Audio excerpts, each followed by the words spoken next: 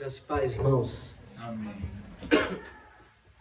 Convido todos para abrirmos a palavra do nosso Deus no Evangelho do nosso Senhor e Salvador Jesus Cristo, segundo o relato de Lucas, como está escrito no capítulo 9 deste Evangelho, do versículo 57 até o versículo 62.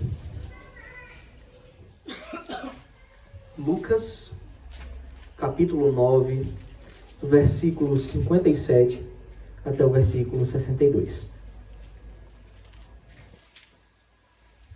Os irmãos entraram? Amém. Amém. Então, com muita atenção, meus queridos, peço que vocês mantenham a palavra de Deus aberta, para que possamos com total reverência, temor ao nosso Deus, em atitude santa diante dele, examinar as santas escrituras. A palavra do nosso Deus diz assim: enquanto seguiam pelo caminho, alguém disse a Jesus: vou segui-lo para onde quer que o Senhor for. Mas Jesus lhe respondeu: as raposas têm suas tocas, as aves do céu têm os seus ninhos, mas o Filho do Homem não tem onde reclinar a cabeça. A outro Jesus disse: siga-me. Mas ele respondeu: Senhor, deixe-me ir primeiro sepultar o meu pai. Mas Jesus insistiu: deixe que os mortos sepultem os seus mortos. Você, porém, vá e anuncie o reino de Deus. Outro lhe disse: Senhor, quero segui-lo, mas permita que antes disso eu me despeça das pessoas da minha casa. Mas Jesus lhe respondeu: ninguém que põe a mão no arado e olha para trás é apto para o reino de Deus. Amém. Oremos. Ó Deus Santo e bendito, nosso Senhor, meu Pai, eu te peço diante de todos, ó Senhor, que o Senhor nos ajude. Humildemente eu clamo a iluminação do Teu Espírito, ó Deus, para poder proclamar de forma santa, fiel e justa a Tua palavra. Não me permita falar o que não convém, apenas o que é digno do Teu Evangelho. Instrui e ensina-me, ó Deus, para que eu possa ensinar a Tua igreja, ensinar o Teu povo.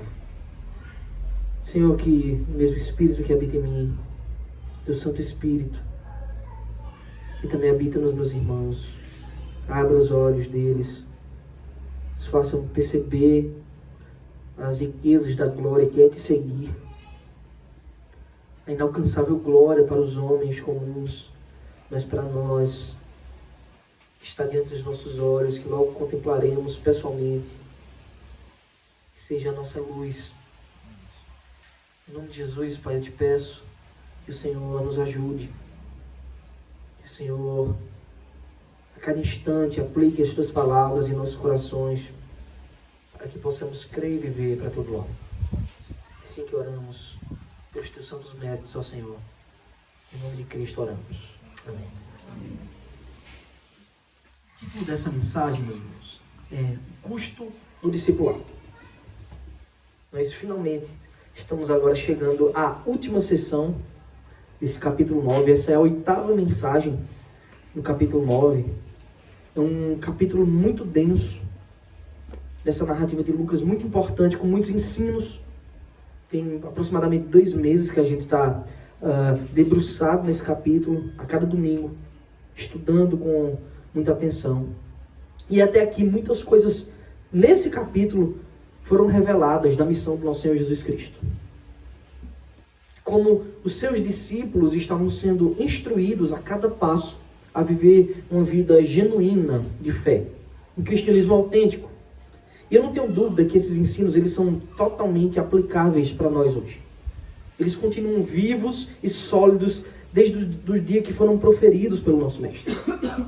De modo que todo aquele que deseja seguir a Cristo com fidelidade, todo aquele que teme ao Senhor em santidade, deve atentar para essas instruções e deve buscar viver de acordo com o ensino do nosso Mestre. Eu não tenho dúvida disso. Esse capítulo do Evangelho de Lucas traz para nós o precioso ensino para um discipulado autêntico. E você deve lembrar, como já temos dito aqui, que discípulo é aquele que segue o mestre. Não apenas segue fisicamente os passos de Cristo, como os discípulos estavam caminhando com Cristo, mas eles seguem o ensino, eles seguem a disposição, eles têm o mesmo desejo. De fato, para ter um discipulado autêntico, é necessário que haja também outra palavra importante, que é comunhão. E comunhão é pensar igual, é viver igual, viver com os mesmos propósitos, mesmo sendo tão diversos as funções e o corpo de Cristo. E desse capítulo nós extraímos lições importantíssimas até então. Os discípulos, eles recebem uma missão primordial. Missão essa que nós recebemos. O começo do capítulo é Jesus comissionando os 12 para ir nas aldeias e pregar o Evangelho. Anunciar que o reino de Deus chegou. Eles faziam isso e eles foram dotados também com o poder do Espírito para curar e para expulsar demônios. Essa era a evidência de que o Evangelho estava cumprido, que as boas novas do Cordeiro haviam chegado, que o reino de Deus era presente. E eles fizeram isso e ficaram maravilhados com esse poder. Ficaram estarrecidos porque era incrível. Só que no retorno, Jesus os chama à parte. Ele tenta correr um pouquinho da multidão e ensina a eles a importância da comunhão pessoal com Deus. Fazer a obra dia após dia é primordial. Mas é necessário também que nós tenhamos os nossos momentos pessoais com o Senhor. Momentos de descansar no Senhor, de receber a provisão das suas poderosas mãos. Na sequência nós vimos que a multidão encontra Cristo num lugar inóspito. Os discípulos pensam, como é que eles vão se alimentar? É uma multidão peregrinando para Jerusalém. A gente está no meio do deserto, perto de uma cidade pequena, não tem provisão, e agora? Então Jesus ensina aos discípulos a servir. Jesus diz, sirva eles. Eles com o quê? Como? E ao passo que o Senhor Jesus ensina a servir, Ele também ensina que Ele é o provedor. Ele está dizendo, vocês vão prover, eu vou prover, vocês vão servir. E nós devemos ter sempre isso em mente. O nosso Deus é o nosso provedor, mas nós somos chamados para servir. Ele deu o perfeito exemplo disso. Lembra, ele pergunta, quem é o maior? O que está sentado na mesa ou aqueles que servem? Não é verdade que o maior é aquele que está sentado na mesa sendo servido? Aí ele diz, eu porém sou como quem serve. Ele nos deu o perfeito exemplo, sendo Deus, de serviço, e nos ensina a servir também. Então Jesus começa a relatar. E por 3 vezes, nesse capítulo, é revelado que o Senhor Jesus estava dizendo aos discípulos que ele tinha que ser rejeitado pelos sacerdotes, pelos escribas, pelos fariseus, pelos judeus. Ele tinha que ser morto. E ao 3º dia ele ressuscitaria. Essa era a obra da redenção. Os discípulos não queriam ouvir, mas o Senhor insistentemente mostrou isso. E mostrou isso a 3 dos discípulos com um grande vislumbre da glória, ao verem Cristo luminoso, recebendo o testemunho de Moisés, de Elias, a voz do próprio Pai ecoando dos céus. Esse é o meu filho, escutem o que ele diz. Aquele ato incrível, aquele texto perfeito, conhecido como o texto da transfiguração. Eles viram um pedaço da glória. Aí Pedro disse, bom é estarmos aqui. Se bom era ver, que dirá ser participante. Ele também ensina, na descida dos discípulos, que este mundo jaz no maligno. Esse mundo está morto. A ética desse mundo é perversa, é terrível, e ele está entregue ao mal. Eles veem aquela criança, aquele adolescente provavelmente endemoniado, possesso.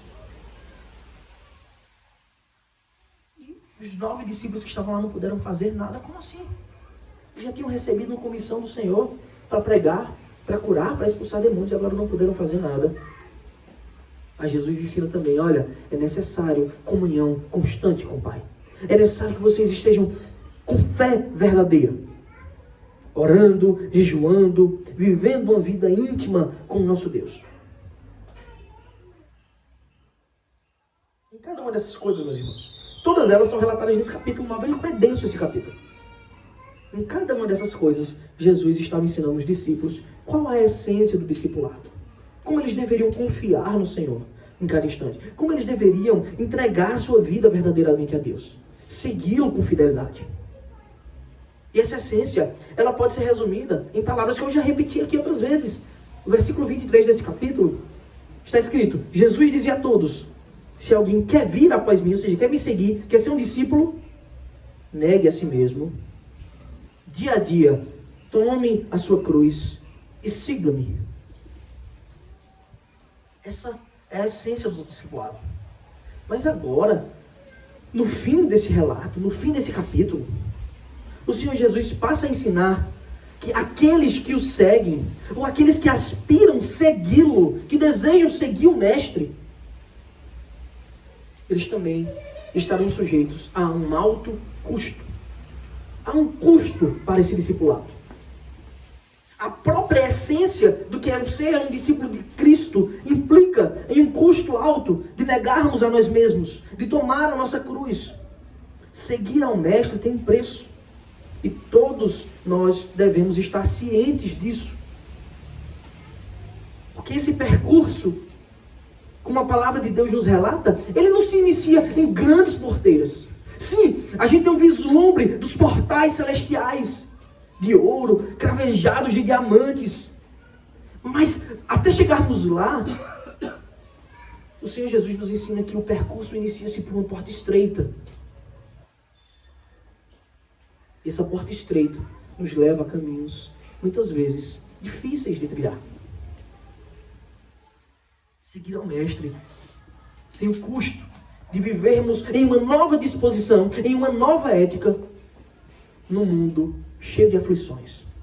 Num mundo que jaz no maligno ainda. Num mundo onde o que impera é o ódio ao Senhor. É a oposição à sua santa lei. Oposição às verdades. Oposição essa que a nossa carne muitas vezes deseja. Vejamos. Pedro, um dos 12, que esteve com Jesus em todo esse momento. Um daqueles que viu a glória de Cristo no monte. Em praticamente todos os instantes, por 3 anos, ele esteve com Jesus. Ele escreve bem assim em sua primeira carta. 1 Pedro, capítulo 1, de 3 a 7, ele diz bem assim: bendito seja o Deus e Pai de nosso Senhor Jesus Cristo, que segundo a sua grande misericórdia, olha o que é que nos regenera, a grande misericórdia de Deus nos regenerou para uma viva esperança. E como foi que ele fez isso? Pedro escreve: mediante a ressurreição de Cristo dentre os mortos. Ele vai lá para o fim. A ressurreição de Cristo é a prova de que Deus aceitou o seu sacrifício perfeito em nosso lugar. Aí Pedro diz assim: para uma herança que não pode ser destruída, que não fica manchada, que não murcha, e que está reservada nos céus para vocês. Em outro texto das Escrituras, nós lemos que lá a traça não pode corroer. Os ladrões não podem roubar. São tesouros eternos. A gente não pode perder. Então Pedro continua, dizendo que está reservado para nós, para vocês, que são guardados pelo poder de Deus, mediante a fé, para a salvação preparada para ser revelada no último tempo. Que coisa gloriosa. Tudo está reservado para nós, pela infinita e perfeita bondade de Deus. Só que Pedro ele não para por aí. Nos versículos 6 e 7, ele diz o seguinte: nisto vocês exultam. Claro, é motivo de grande alegria saber disso. Nisto vocês exultam, embora no presente, por breve tempo, ou seja, é passageiro isso, se necessário, sejam contristados por várias provações. Veja, nós exultamos pela glória eterna. Nós já nos alegramos em tudo isso, porque sabemos que aquele que prometeu é fiel e cumprirá. Embora, no presente momento, muitas vezes seja necessário passarmos por muitas provações. Para quê? A provação ela tem um motivo. Ela tem uma finalidade na vida do cristão. Para que, uma vez confirmado o valor da fé que vocês têm, muito mais preciosa que o ouro perecível, mesmo apurado pelo fogo, resulte em louvor, glória e honra na revelação de Jesus Cristo. Amém. As provações, elas são parte integrante na vida do cristão. Enquanto estivermos nesse mundo, chegará um momento em que elas cessarão. E nós sabemos disso, porque o nosso Deus prometeu. Mas nós devemos estar cientes, como cristãos, do aqui e do agora. Para que a gente não tenha uma visão distorcida do que é o Evangelho. Há um grande contraste do que o que Pedro disse aqui sobre a glória eterna e as agruras do tempo presente. Há um grande contraste entre isso e o Evangelho que temos ouvido nas igrejas por aí. Um Evangelho triunfalista. Um Evangelho que diz, venha para cá e seus problemas vão sumir. Essas palavras preciosas de Pedro nos ensinam que os verdadeiros discípulos, eles serão e continuarão sendo provados pelo fogo. Purificados para tirar sujeiras. É assim que a escória é eliminada do ouro. E é fundamental que a gente aprenda isso desde cedo, tão logo que venhamos a conhecer o Senhor Jesus. Na verdade, o próprio Cristo nos ensina nessa passagem como deve ser a vida daqueles que o seguem. O próprio Jesus nos ensina qual o custo do discipulado. É bem verdade também que Jesus não somente ensina a disposição correta que os seus seguidores devem ter, como ele mesmo torna-se o exemplo perfeito e cabal diante de todos. Ele é o exemplo perfeito, com sua resolução perfeita de seguir o mandato do Pai até o fim, amando pecadores até o fim para salvá-los. E o preço foi muito alto. É interessante como Lucas narra essas palavras do Mestre. De uma forma muito didática, meus irmãos, e vocês devem perceber isso. Porque ele pega esses versículos agora e coloca nessa parte da sua mensagem, nessa parte da sua narrativa, não porque eles aconteceram imediatamente após o vale. Não porque eles aconteceram imediatamente após os discípulos disserem, quem é que vai ser o maior no reino de Deus? Não é o que acontece imediatamente. Mas Lucas, de forma muito sábia, eu não tenho dúvida que instruído pelo Espírito Santo, para completar o ensino sobre o discipulado, nesse momento ele encaixa o texto da narrativa ali. Dessas 3 passagens, veja que elas não são cronológicas, para que fique para nós um ensino perfeito de como é o discipulado. Não só a sua essência, mas também o custo pelo qual todos os cristãos devem estar cientes que viver na disposição contrária ao mundo caído, contrária aos desejos da nossa própria carne, como lemos aqui, se vivermos segundo a carne, caminharemos para a morte. Isso trará dores. Então Lucas, sabiamente, ele coloca aqui. Observe, meus irmãos, nisso fica muito claro a importância da pregação expositiva sequencial. As pessoas que pegam textos aleatórios, elas não conseguem olhar para o capítulo 9 por completo, como um quadro perfeito do Senhor ensinando. É assim que um discípulo vive. É quando nós lemos semana após semana, até pela nossa fraqueza, e a gente não conseguir expor um texto completo, pela perfeição do texto, que impossibilita expormos um capítulo desse por completo. Mas fica muito claro que nós devemos amar a Escritura por completo e pregar o texto inteiro sequencialmente.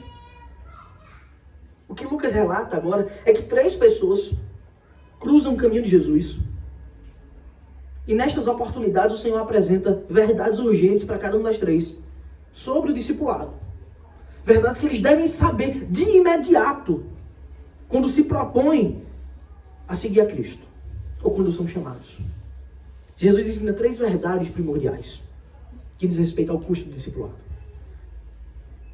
Primeiro, nós devemos saber que por vezes seguir ao Senhor trará desconfortos, como Pedro escreveu, como nós já vimos. Segundo, seguir a Jesus e cumprir a sua missão é a coisa absolutamente mais urgente que há. Pense na maior urgência da sua vida. Seguir a Cristo é mais importante do que isso. Terceiro, retroceder não é uma possibilidade para o verdadeiro discípulo de Cristo. Você deve observar que uma palavra é o centro desses 3 diálogos. Isso é muito importante para nós. Essa palavra é seguir. De algum modo, essa palavra vai aparecer nos 3 diálogos. Ou uma ordem, siga-me, ou um pedido, eu quero segui-lo. Porque é isso que diz respeito a ser um seguidor, a ser um discípulo. Em primeiro lugar, temos as dores do discipulado. Os versículos 57 e 58 estão escritos assim.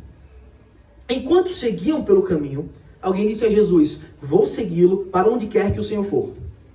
Mas Jesus lhe respondeu, as raposas têm as suas tocas e as aves do céu têm os seus ninhos, mas o Filho do Homem não tem onde reclinar a cabeça. Observe que esse diálogo não é iniciado por Jesus, é alguém que diz a Cristo, olha, Senhor, eu quero segui-lo. Onde quer que o Senhor vá, eu quero ir. Me parece muito com Pedro dizendo, se o Senhor for, eu vou até a morte contigo. Bom, mas depois estava Pedro negando Cristo 3 vezes. Lucas, ele omite a identidade dos 3 aspirantes a discípulos. Mas a narrativa de Mateus, dessa mesma passagem, dá um indício de quem era esse homem. Mateus escreve assim, capítulo 8, 19 e 20. Então, aproximando-se dele um escriba, ou seja, era um escriba, disse a Jesus, mestre, vou segui-lo para onde quer que o Senhor for. Mas Jesus lhe respondeu, as raposas têm as suas tocas e as aves do céu têm os seus ninhos. Até os animais, eles têm onde se encontrar, eles têm onde descansar, se refugiar nas dificuldades da sua busca por alimento. Mas o Filho do Homem não tem onde reclinar a cabeça. É interessante que o discípulo, o aspirante a discípulo, aquele escriba, ele chama Jesus de mestre. Ele reconhecia que ali tinha alguém muito sábio, que ensinava. E havia um costume, era um costume até helenista, que também acontecia em Israel, das pessoas quererem seguir algum guia específico, algum mestre específico. A gente vê na escritura que tinha alguns que eram da turma de Gamaliel, ensinado aos pés de Gamaliel. Esse queria ser ensinado aos pés de Cristo. Apesar de ser verdade que Jesus é um mestre por excelência, pode ser que aquele escriba tenha tido uma visão distorcida de Cristo. Talvez como muitas pessoas se empolgam ao ouvir o Evangelho pela primeira vez. Mas assim que surgem as dificuldades, na primeira dificuldade, abandonam a carreira que lhe foi proposta. Então, Jesus, de uma forma muito inesperada, provavelmente você nunca falaria isso para alguém que você está pregando o Evangelho. Alguém que olha a sua vida e diz assim, eu quero ser crente igual a você. Eu duvido que você desse essa mensagem. Olha, as raposas têm as suas tocas, as aves do céu têm os seus ninhos, mas o Filho do Homem não tem onde reclinar a cabeça. Tenho certeza que você jamais diria isso. Mas se o Senhor falou isso, é porque há grande importância nessas palavras. Em tempos como os nossos, do Evangelho Tabajara, esse é dos que são mais antigos, né? Os seus problemas se acabaram. Esse confronto de Jesus pode parecer até desencorajador. Será que Jesus está desencorajando alguém a segui-lo? É pela falta da exposição dessa verdade que a gente tem igrejas extremamente lotadas, não tem um banco vazio, e paradoxalmente, tão vazias de Cristo. Alguém pode até se perguntar, ao ouvir as palavras de Cristo, Jesus quer ou não quer que sigam ele? Evidentemente, Jesus não está desencorajando ninguém a segui-lo, mas está alertando para a seriedade de uma vida com o Senhor, para a seriedade de uma vida com o Mestre. Isso nos mostra que, às vezes, quando pregamos o Evangelho, a gente pode falhar em nossas exposições, quando a gente esquece de deixar claro para as pessoas o que é seguir a Jesus verdadeiramente, que é necessário negarmos a nós mesmos, que é necessário tomar a nossa cruz, que por vezes sofreremos as oposições do mundo. Em outras palavras, meus irmãos, há um custo no discipulado. Esse não é o custo da salvação. Eu já tenho deixado isso claro, e sempre que eu tenho a oportunidade, eu digo, não é nos cobrado nada para a salvação. Mas há um custo em seguir uma vida genuína com o Senhor que já nos salvou. É o custo que há de todos os dias tomarmos a nossa cruz, negarmos a nossa carne e seguir ao Mestre. Renegar a nossa carne, abandonar o mundanismo, é bastante doloroso, meus irmãos. Graças a Deus, o nosso Senhor Jesus Cristo é o nosso socorro bem presente em todas as horas de angústia. Ele mesmo nos fortalece para isso. Mas é necessário que saibamos desse custo. Seguir ao Senhor com fidelidade, imitá-lo, buscar a glória de Deus em todas as coisas, viver em santidade, confiar nele com fé genuína, são a fórmula para a verdadeira adoração. Para uma adoração sincera, em espírito e em verdade, como ele requer. Mas não é fórmula somente para isso. Essa também é a fórmula para muito desconforto para a nossa carne. E o próprio Senhor Jesus Cristo é um exemplo disso. Não podemos esquecer, como séculos antes, o profeta Isaías já tinha relatado no capítulo 53, versículo 3, ele diz: era desprezado e o mais rejeitado entre os homens, homem de dores e que sabe o que é padecer. Seguir a Jesus verdadeiramente implica em muitas vezes experimentarmos um pouquinho do que é ser um homem de dores. Desde que nasceu, foi posto numa manjedoura, já estava sendo rejeitado na hospedaria. Desde que iniciou seu ministério, nós vemos a tentação do diabo, como aconteceu no deserto. Desde o início do seu ministério público, ele foi contestado por escribas, por sacerdotes, por fariseus. Nós acabamos de ver que os samaritanos rejeitaram ele. Vimos isso semana passada, quando ele estava de passagem. O mais rejeitado entre os homens.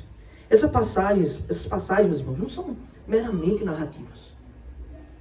Elas descrevem a disposição de um mundo contra o Senhor puro e perfeito. E, consequentemente, essa disposição do mundo será contra nós, os seus discípulos também. Portanto, todo aquele que decide segui-lo deve, desde já, estar ciente. Deve estar ciente dessas verdades. O Senhor não nos promete conforto e glória nesse mundo. Até porque essas coisas aqui são passageiras, são fugazes. Mas Ele promete para nós uma glória perfeita, incorruptível, imutável, eterna, um consolo permanente na eternidade.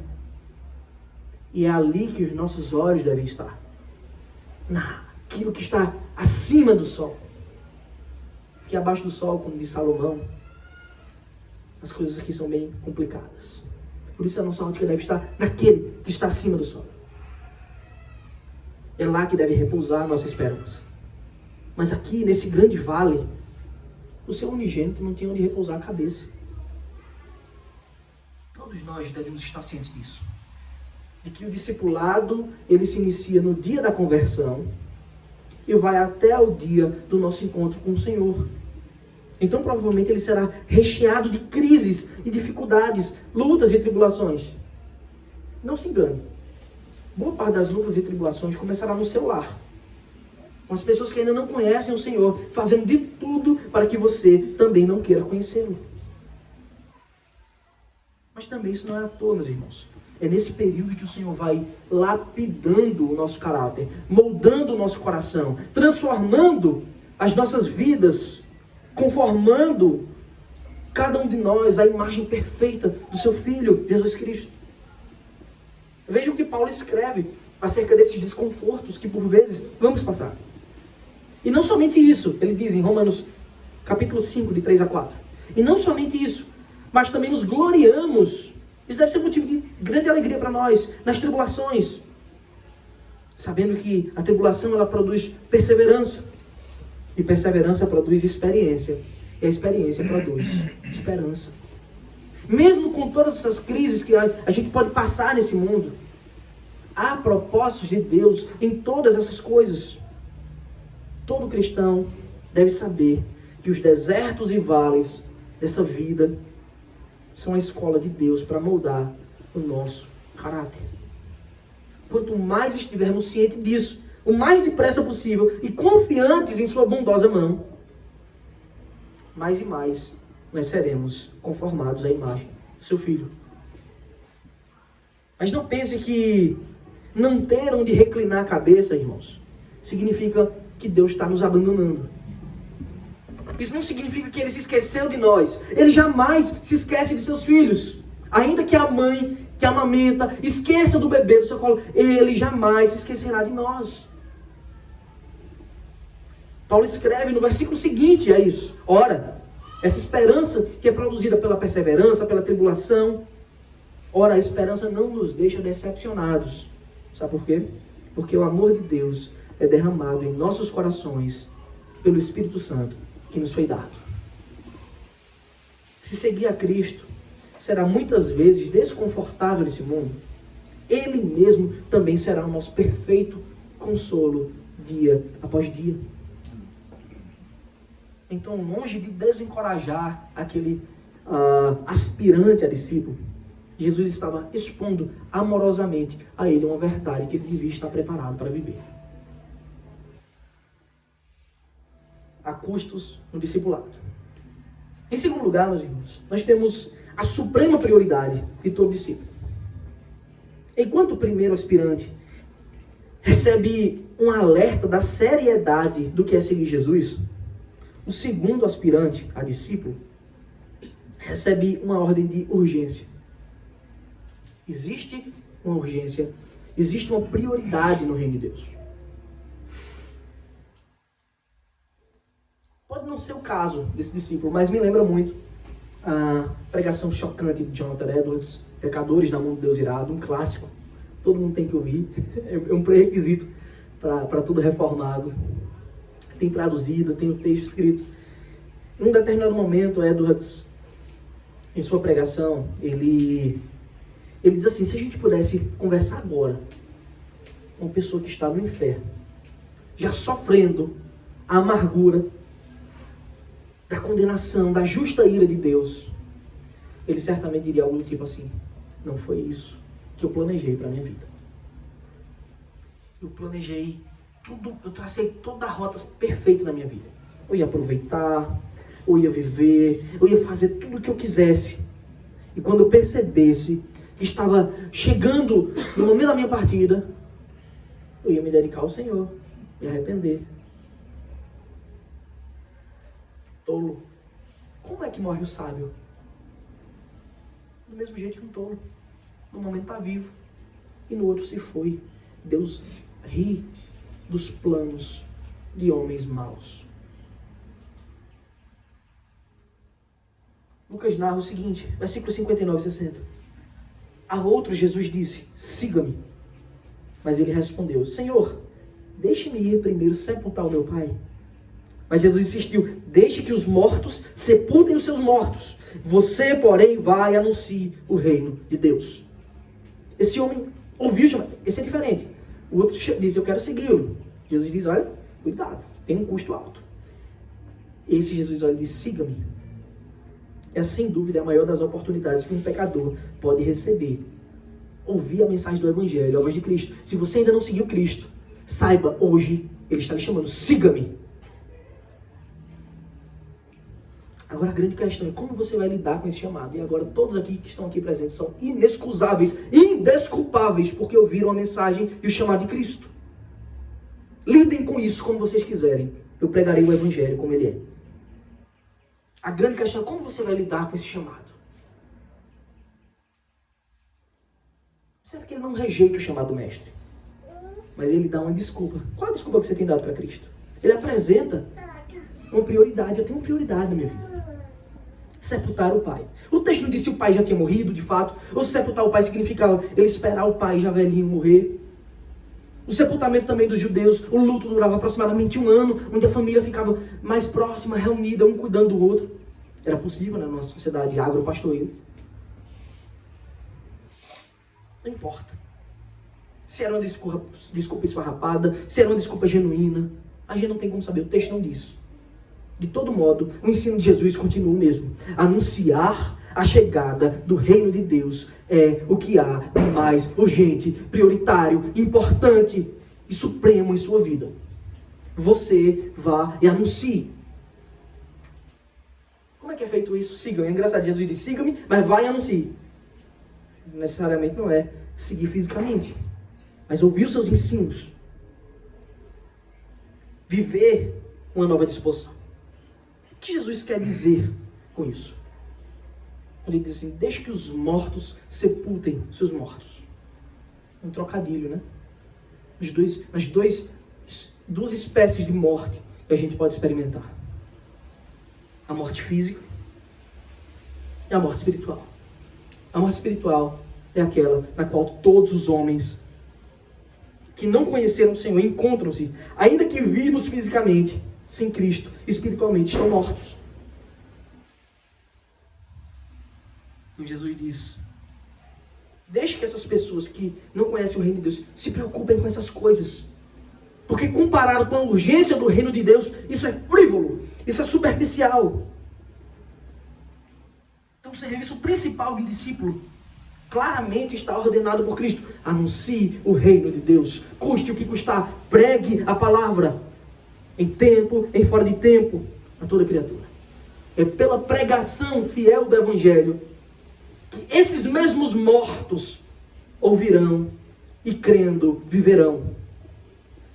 Mais importante do que se preocupar com mortes espirituais em suas demandas ordinárias, é seu próprio agente de apresentação da vida e da possibilidade de ressurreição para essas pessoas. E somente em Cristo há vida verdadeira e vida em abundância e vida eterna. Irmãos, ao entendermos essa ordem tão importante de pregar o Evangelho a toda criatura, a urgência que há nisso, nós devemos nos sentir constrangidos por Deus, diante de Deus. Pois sem sombra de dúvidas, na maioria das vezes, a gente tem dedicado a nossa vida da mesma forma que os mortos espirituais dedicam a sua vida. Temos esquecido de apresentar a vida eterna para eles e de viver do modo mais urgente e importante que há. E essa urgência continua. Até que ele volte, continuará. Você, imitador de Cristo, pregue a palavra. Meu irmão, pregue em tempo e fora de tempo. As pessoas estão morrendo, indo para o inferno. Sentirão a ira divina, justa, que você também merecia. Cristo te fez um arauto do Evangelho. Pregue a palavra, as pessoas estão sendo condenadas. Hoje, várias pessoas morrerão aqui em nossa cidade e experimentarão imediatamente o inferno eterno. Apesar da obviedade, está muito claro o texto. Jesus não é contra que as pessoas cuidem dos seus parentes, que as pessoas cuidem de sua família. O que Jesus está ensinando é que o coração do discípulo não pode estar dividido. Há uma urgência, há uma prioridade na missão de salvar pecadores.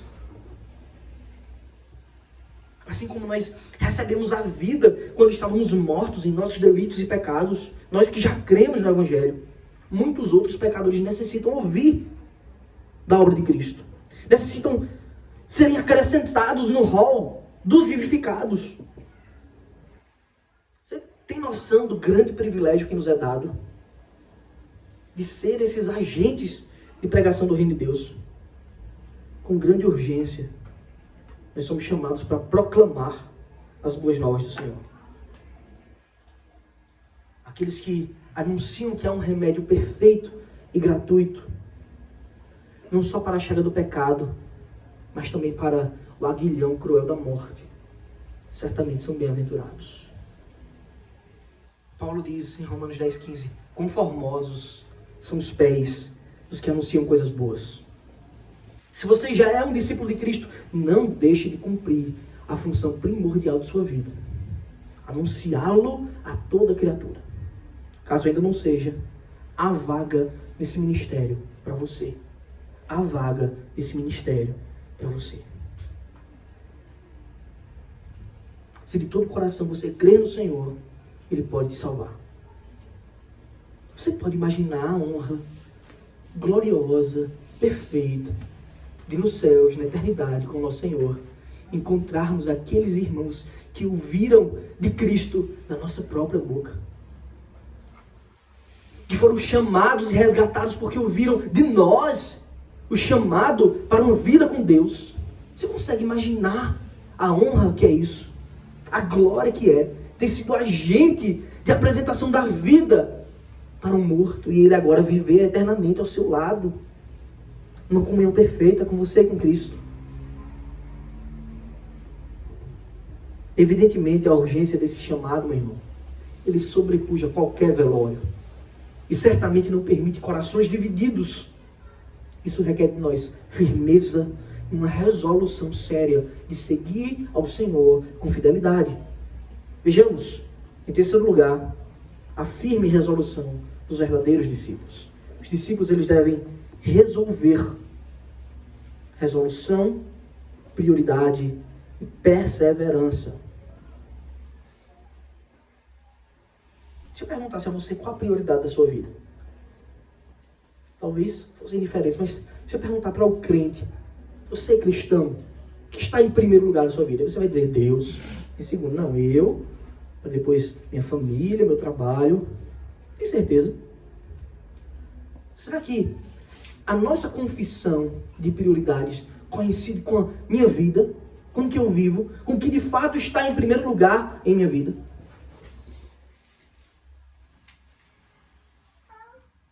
Versículo 61 está escrito: outro lhe disse, Senhor, quero segui-lo. Esse foi mais ou menos, né? Esse já não diz, vou seguir para onde você for. Senhor, quero segui-lo. Mas, permita-me, ele foi até mais educado, permita que antes disso eu me despeça das pessoas da minha casa. Mas Jesus lhe respondeu: ninguém que põe a mão no arado e olha para trás é apto para o reino de Deus. Ninguém que põe a mão no arado e olha para trás. Esse terceiro aspirante ao discipulado, ele afirma a Jesus: eu quero segui-lo.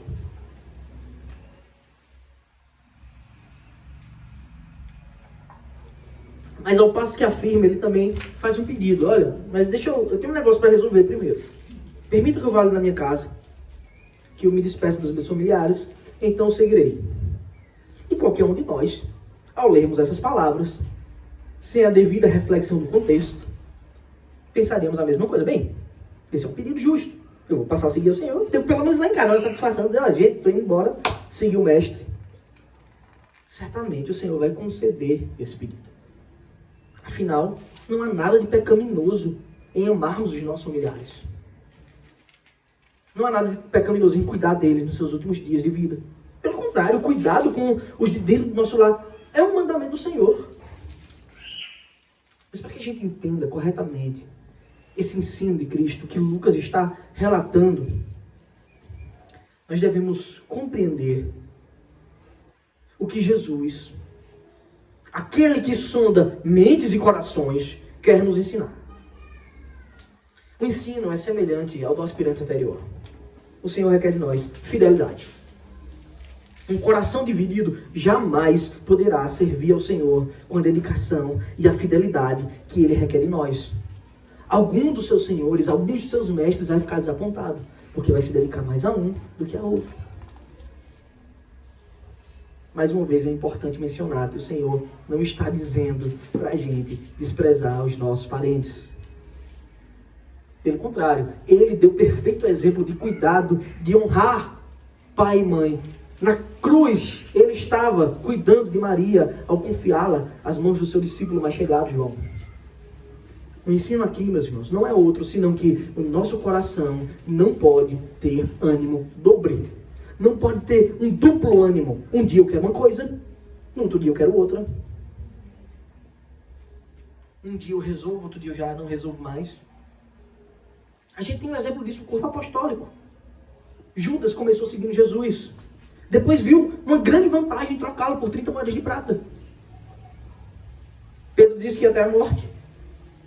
No mesmo dia ele estava negando, não conheço.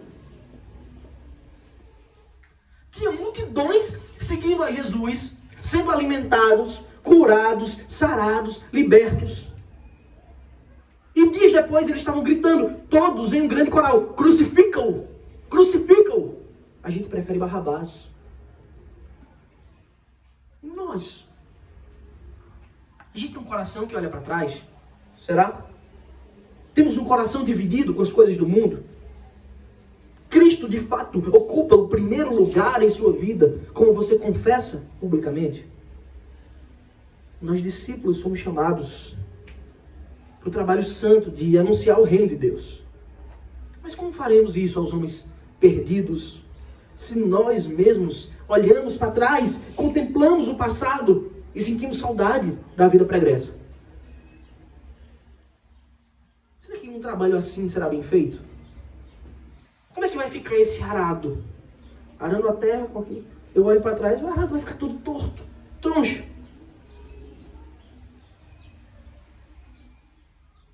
Irmãos, os verdadeiros discípulos, eles devem assumir a firme resolução de seguir ao Senhor com toda firmeza. E é claro que Ele mesmo é que nos capacita para essa missão. Você não vai fazer isso com sua própria força porque você é incapaz. Mas de forma extraordinária, perfeita, soberana, com seu Espírito, Ele mesmo nos capacita. Contudo, ainda somos responsáveis por isso. Isso nos lembra que devemos, dia após dia, buscar nele o sustento para as nossas fraquezas. Pois é Ele quem terminará a boa obra que começou em nós. E por nós, Ele iniciará a obra em muitos outros, quando pregarmos com fidelidade. A palavra de Deus nos mostra como algumas pessoas começaram bem, mas quando aquele desconforto chegou, as perseguições mais severas vieram, eles olharam para trás. Esse é um texto triste. Eu lembro de Gabriel dizendo, tem certeza que é isso que o texto fala? Porque é triste. 2 Timóteo, capítulo 4, versículo 10. Paulo escrevendo a Timóteo, ele diz assim, porque Demas, tendo amado o presente século, me abandonou e foi para Tessalônica. Ele amou o presente século. Ele não suportou a perseguição, muito séria, muito dura. Paulo estava preso, prestes a ser decapitado. E ele pensou, isso aqui não é para mim. Esse é um dos relatos mais tristes que a gente pode ouvir de alguém que foi discípulo de Cristo. Enquanto segurava o arado, olhou para trás. Talvez você lembre da mulher de Ló, que virou uma estátua de sal. Amados, a nossa disposição deve ser outra. Como a disposição dos nossos irmãos que foram citados em Hebreus 11, aquele texto conhecido como os heróis da fé. Servos de Deus, fracos, falhos como nós.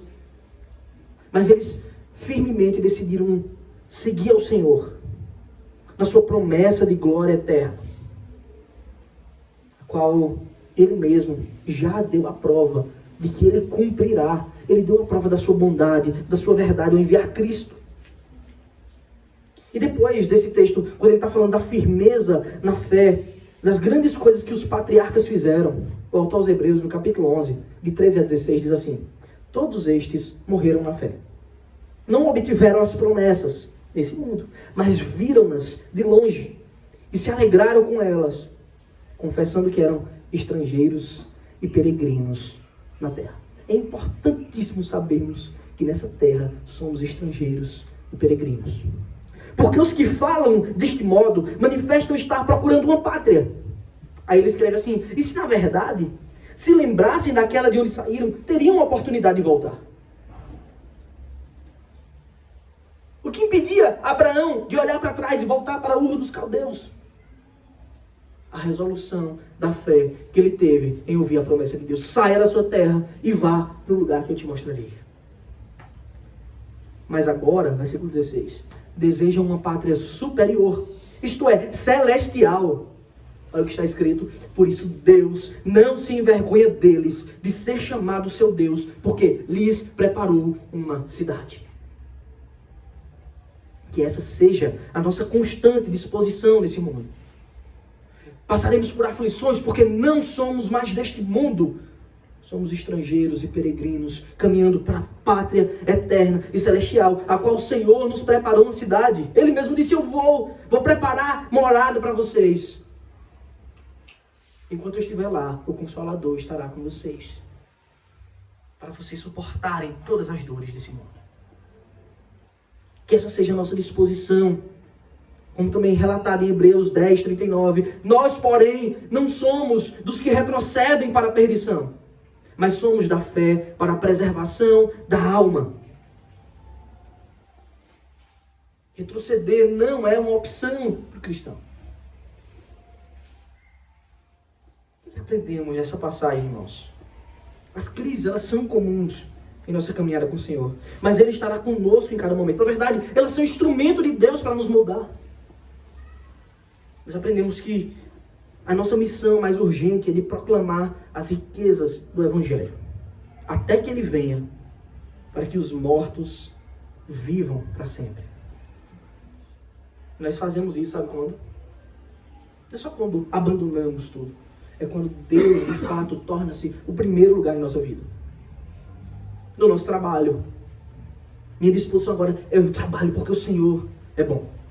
Na minha família, eu louvo a Deus porque o Senhor é bom. No meu lazer, em tudo, Deus tem que ser o primeiro lugar. Devemos ser firmes em nossa resolução de seguir ao Mestre, confiantes na sua provisão, confiantes no seu cuidado, confiantes no seu amor perfeito. E eu não tenho dúvidas que em todas essas coisas seremos mais que vencedores, por causa daquele que nos amou e nos chamou, e Ele nos amou até o fim. Portanto, como está escrito em Hebreus 13, de 13 a 15, saiamos, pois, a Ele, fora do acampamento, fora do arraial, levando o seu vitupério, levando a mesma desonra que Ele suportou. Foi para isso que nós somos chamados, para levar a desonra de Cristo na cruz. Mostrar porque Ele foi desonrado, para que nós fôssemos honrados. Porque está escrito, de fato, não temos aqui cidade permanente, mas buscamos a que há de vir. Por meio de Jesus, pois, ofereçamos a Deus sempre sacrifício de louvor, que é o fruto de lábios que confessam o seu nome. A glória eterna que nos aguarda não está nesse mundo, mas nos céus com o Senhor. Lembra o que Pedro disse? A glória com Cristo é a nossa viva esperança. É lá que encontra-se a nossa herança incorruptível, nos céus, guardadas com o Cordeiro, que morreu, mas foi ressuscitado em nosso lugar. Amém. Que Deus seja louvado. Vamos adorar o Senhor. Mais um cântico, irmãos.